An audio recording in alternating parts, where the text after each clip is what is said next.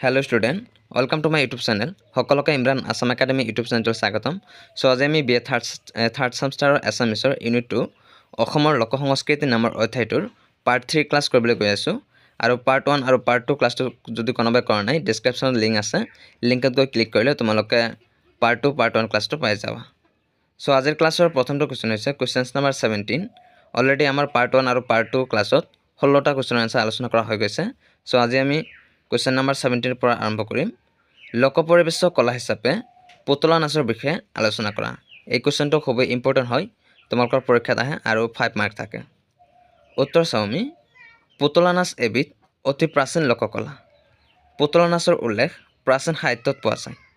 ইয়াৰ পৰা প্ৰমাণ কৰিব পাৰি যে ইয়াৰ ঐতিহ্য অতি পুৰণি। ইউৰোপত খ্ৰীষ্টপূৰ্ব 5ম শতিকাত পুতলা নাচৰ প্ৰচলন থকাৰ লিখিত ইতিহাস পোৱা যায়। অসম তথা উত্তৰ পূৰ্বাঞ্চলৰ এটি উল্লেখযোগ্য লোকানুষ্ঠান হ'ল পুতলা নাচ।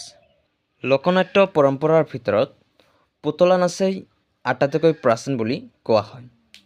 অসমৰ উপৰিও ভাৰতবৰ্ষৰ বিভিন্ন প্ৰদেশত পুতলা নাচৰ প্ৰচলন আছে। পুতলা নাচক ইংৰাজীত পপেট্ৰি বুলি কোৱা হয়।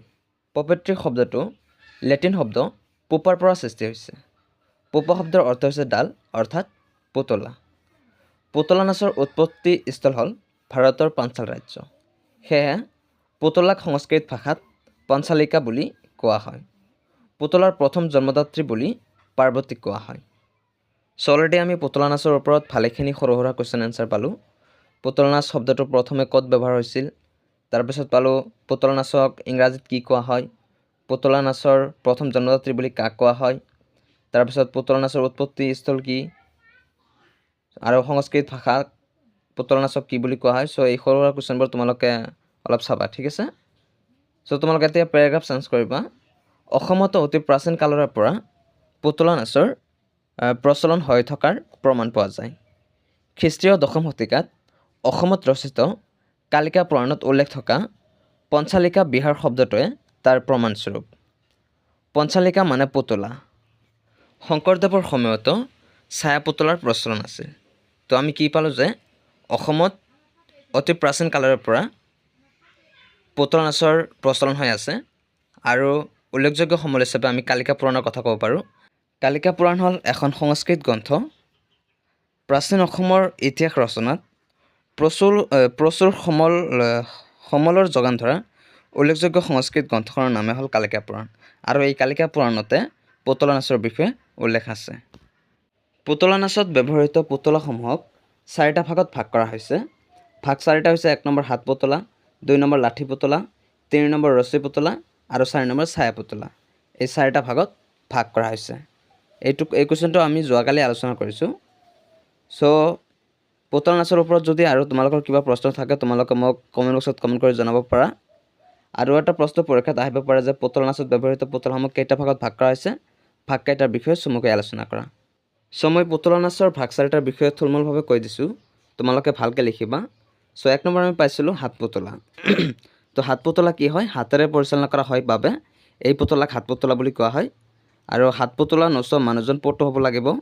ওজাই সংলাপ আৰু গীতৰ তালে তালে পুতলাবোৰক হাতেৰে নচুৱাই থাকে।